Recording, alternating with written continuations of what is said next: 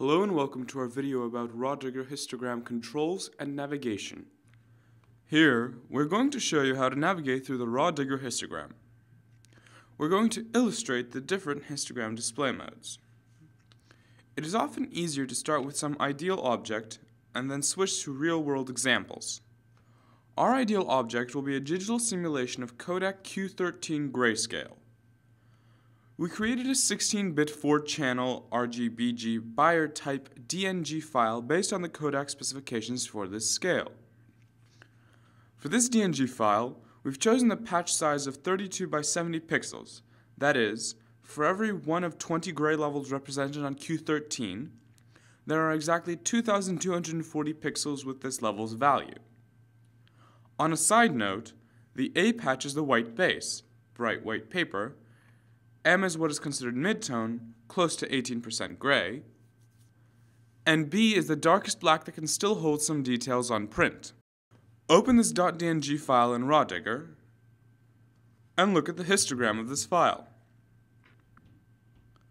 As you can see on the screen above, Q13 contains 20 different patches that correspond to 20 different tone values. On the histogram, we also see exactly 20 bars for each color channel. Each vertical set of 4 bars corresponds to one patch of the Q13 scale. A DNG file was created in RGBG, yet we can see that the resulting Eevee stop is indeed 1/3. We see that all bars are positioned per the stop prescribed by codec, and have the same height equal to 560. 560 multiplied by 4 color channels, gives us exactly 2,240 pixels. The total number of pixels for each patch. Remember, we made the patches of 32 by 70 equals 2,240 pixels. This demonstrates how the histogram is calculated. We have exactly 560 pixels in each of 4 channels, assuming each of 20 values existing in the DNG raw file. When we are dealing with synthetic files, without flare, light unevenness, vignetting, scratching, you name it, real-life small problems, the histogram is easy to read and check. Let's have a look at a real shot of codec Q13 grayscale. Now, we create a selection, shift click and drag, which includes all 20 rectangular patches. And now, let's see the histogram of the selected area. Right click, show hide histogram.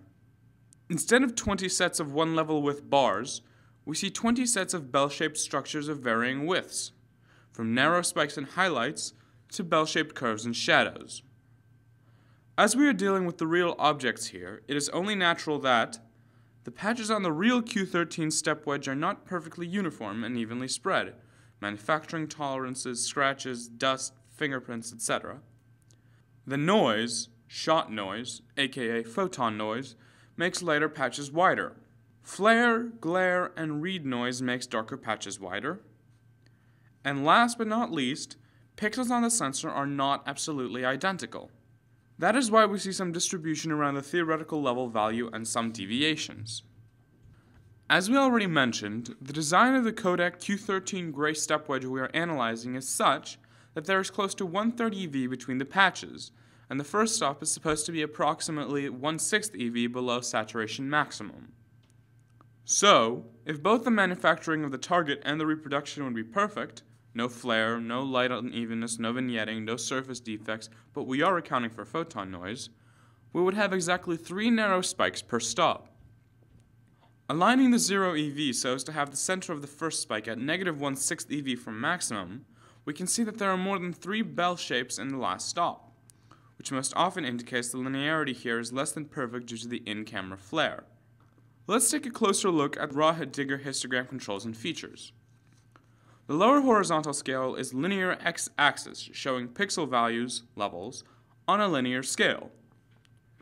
We can check auto, which means that the bin size will be calculated automatically, so that all raw data values, from minimum to maximum, are displayed on the histogram and the histogram fits the window. We can have a closer look at some values interval. We just uncheck auto and then manually enter range limits. Below, the chosen limits are from 200 to 4,300. We can also change bin size, which gives us a closer look at the values distribution.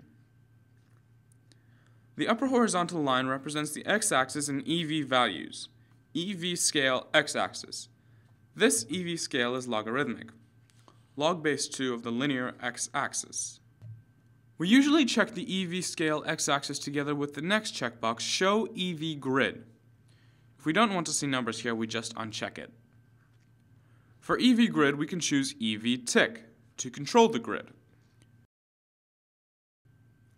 Also, we can choose the position of the 0 point, 0 EV, on this axis, 0 EV at. For example, we can place it at the max value for the green channel. This will be the A patch. 2 1/3 EV lower is the M patch, the midtone of the step wedge, roughly equivalent to the proverbial 18% gray. Y-axis shows us how many pixels with levels corresponding to x-axis values are found in the raw data of the image. If auto under y-axis range is checked, the scale division value will be determined automatically. We can uncheck the grid box. In this case, the dotted horizontal lines just disappear. Also, we can choose to use a logarithmic y-axis log scale, if the numbers of each value are very small and difficult to analyze.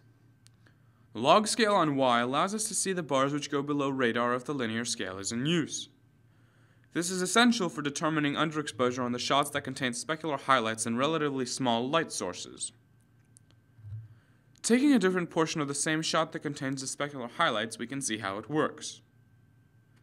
Let's make a selection.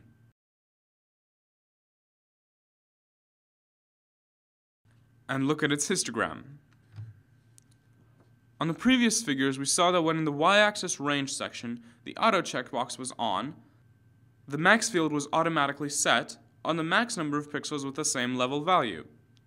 We can change this field value.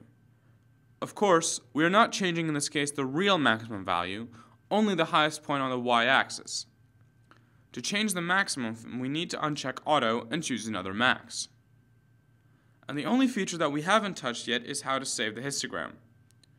We see at the top left corner of the histogram window that we have three options. 1. Save the histogram as a .csv or .txt file. 2. Save it as a .png file. 3. Save full raw data in .csv format.